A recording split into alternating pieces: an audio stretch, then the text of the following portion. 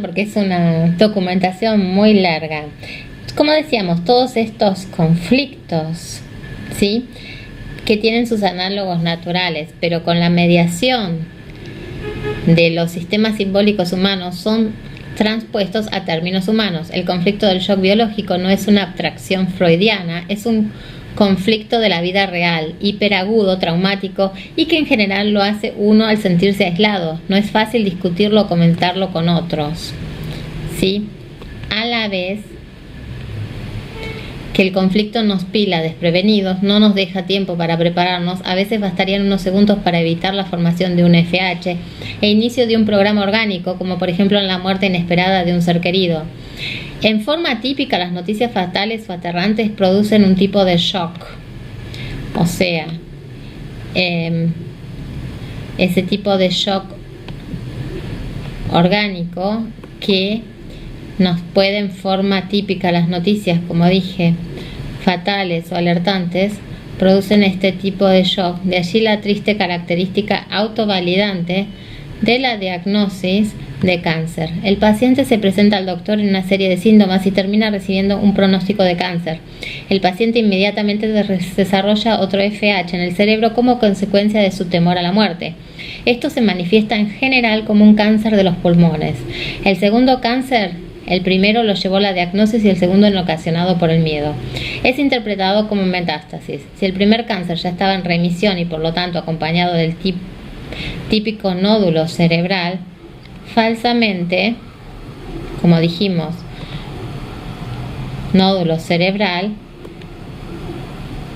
falsamente diagnosticado como tumor cerebral, al paciente se le predice una expectativa de vida limitada y se le somete a varias intervenciones quirúrgicas y químicas. Cada una de esas intervenciones puede producir otros choques y añadir dificultades.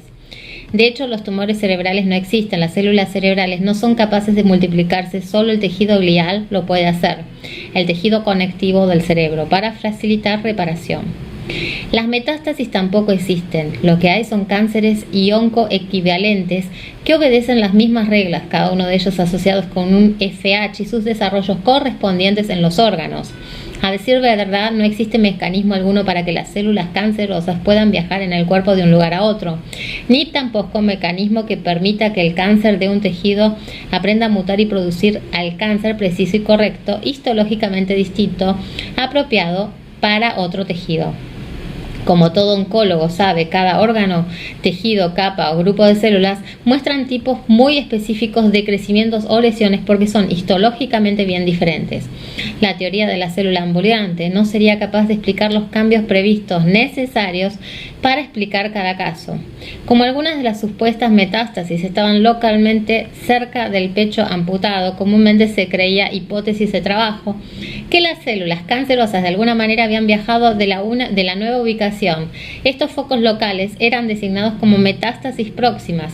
Cuando el apropiado FH se encontraba en el cerebro, se suponía que las células malignas habían viajado en el cerebro flotando en la sangre arterial.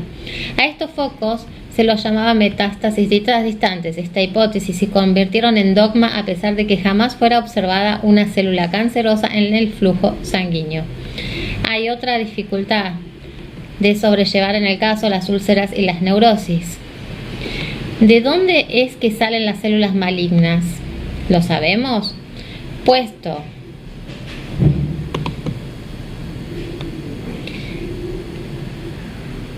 ¿lo sabemos de dónde salen las células malignas?